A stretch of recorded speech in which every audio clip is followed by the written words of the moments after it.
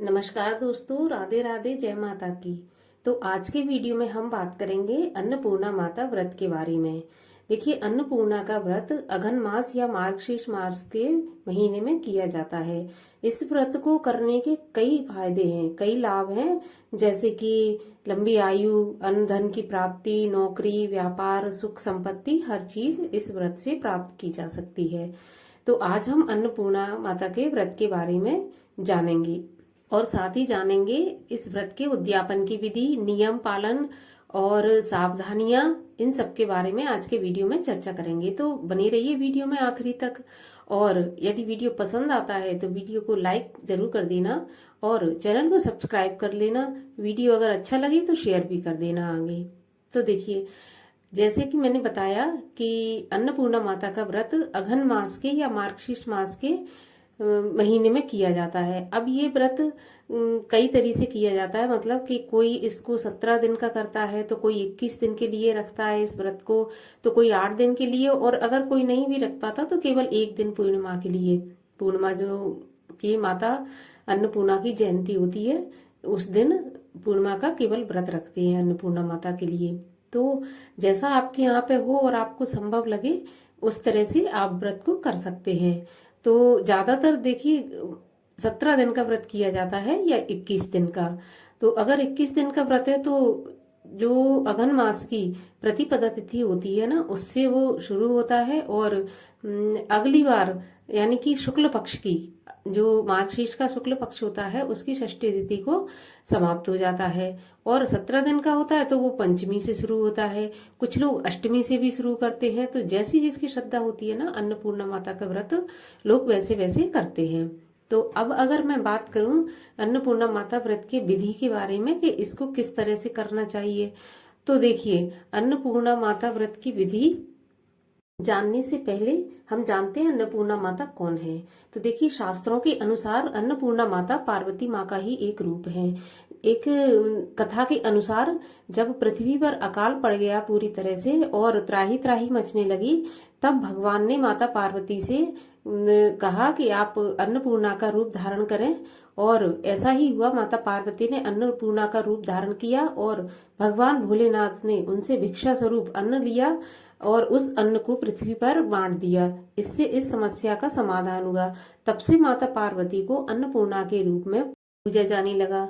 तो अब मैं विधि की बात करूं तो विधि के लिए, यदि आप अन्नपूर्णा माता का व्रत धारण करना चाहते हैं तो आपको क्या करना है कि देखिए, आपको सबसे पहले तो अन्नपूर्णा माता के व्रत में मुख्य रूप से किचन मायने रखती है, रसोई आपकी मायने रखती है। तो सबसे पहले तो रसोई की साफ सफाई करें, एक दिन पहले ही कर लें व्रत रखने से। और उसके बाद आप गैस चूल्हा वगैरह सब साफ कर लें, मतलब डीप क्लीनिंग जिसको कहते हैं वो करें आप। तो छोटी मोटी सफाई से काम नहीं चलेगा। और एक फिर माता की चौकी स्थापित करें। यदि आपका बड़ा किचन है तो आप किचन में ही कर लें, यदि छोटा किचन है तो आप किसी साफ सुथरी जगह पर एक चौकी स्थापित करें माता की।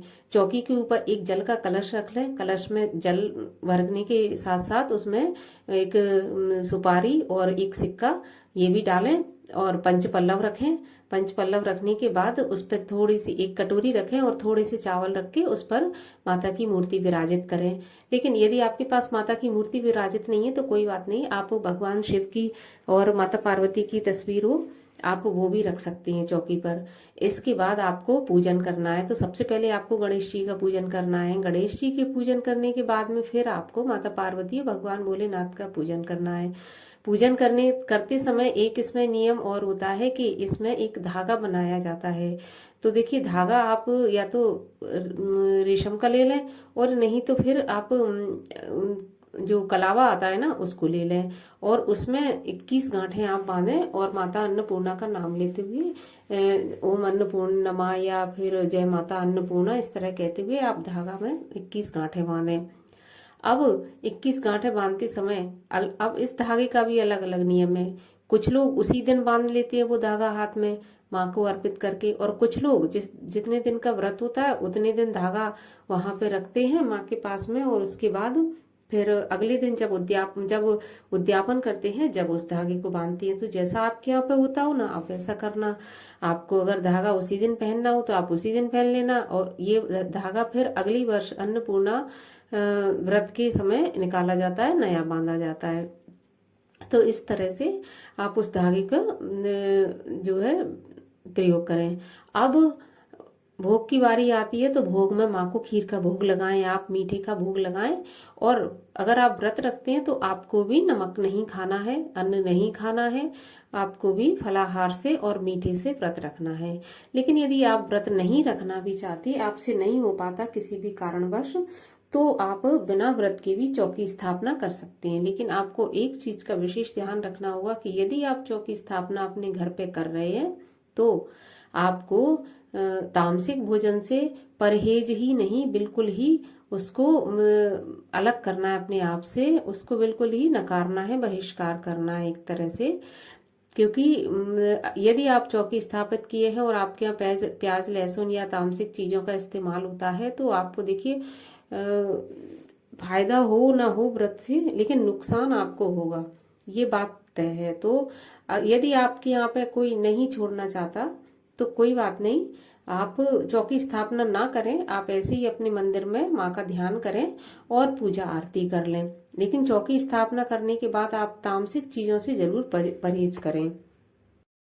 तो इस प्रकार आप बिना चौकी स्थापित करे भी माँ की पूजा आरती कर सकते हैं।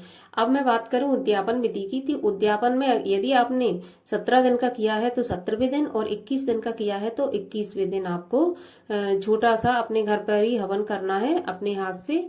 और हो सके तो किसी सुहागन को या किसी पंडित को बुलाकर या किसी कन्या को बुलाकर भोजन करवाना है, क्योंकि इसमें अन्नदान का बहुत महत्व माना गया है। और सुबह गाय को रोटी भी देना है, आपको पक्षियों के लिए भी दाना डालना है इस व्रत के दौरान, और अगर कुत्ता है तो कुत्ते को भी रोटी डालना है।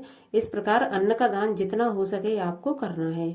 और उद्यापन में भी आपको पंडित को खाना खिलाना है।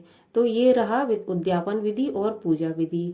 अब इसमें एक विशेष बात यह है कि यदि आप इस व्रत को उठा रहे हैं या इस व्रत को कर रहे हैं, करना चाहते हैं, तो देखिए ये व्रत आपको छोड़ना नहीं है। क्योंकि ये व्रत यदि आपने एक बार 17 दिन का कर लिया या 21 दिन का, तो फिर ये व्रत आपका 17 सालों में पूरा होगा। आपको हर साल 17 साल तक ये व्रत करना पड़ेगा। और या फिर 21 दिन का आपने किया है तो हर साल आपको 21 साल तक करना पड़ेगा। उसके बाद फिर आपको वहां पर बड़ा उद्यापन करना होगा। देखिए वैसे उद्यापन में कोई दिक्कत नहीं है, क्योंकि यदि आप अन्नपूर्णा माता का व्रत करेंगे तो आपको इतना माँ दे देंगी कि आपको कोई दिक्कत नहीं होगी बिल्कुल भी। तो यदि आप करना चाहें तो आप बिल्कुल अन्नपूर्णा माता का व्रत करें। और अगर आपसे नहीं हो पाता किसी कारणवश तो आप ऐसे ही पूजा आरती करें माँ की। और पूजा आरती करने के बाद, माँ का ध्यान करने के बाद, अन्नपूर्णा माता का धागा बनाएं, उसको हाथ में बांधें। अन्नपूर्णा माता से प्रार्थना करें कि वो आपके घर में धन भंडार और अन्न भंडार हमेशा भरपूर रखें। तो अब जो आपने व्रत किया था और जो आपकी चौकी पर सामग्री थी उसका क्या करना है, तो देखिए अन्न जो आपने चावल रखे थे उसको अपने अन्न भंडार में मिला देना है, जिससे कि कभी कमी ना हो। जल आपको डाल देना है तुलसी क्यारी में, पंच पल्लव और आप जो भी सामग्री है आपकी वो आपको किसी बहते हुए जल में विसर्जित कर देना है। तो और जो सिक्का था वो सिक्का आपको जल से निकालकर अपने तिजोरी में रख लेना है।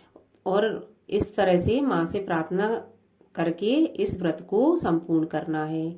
तो ये था अन्नपूर्णा माता व्रत के विधि जो मैंने आपको बताई। यदि आपको अच्छी लगी हो तो आप वीडियो को लाइक कर देना और चैनल को सब्सक्राइब कर देना। मिलती हूँ आपसे अगले वीडियो में, तब तक के लिए राधे राधे, जय माता की।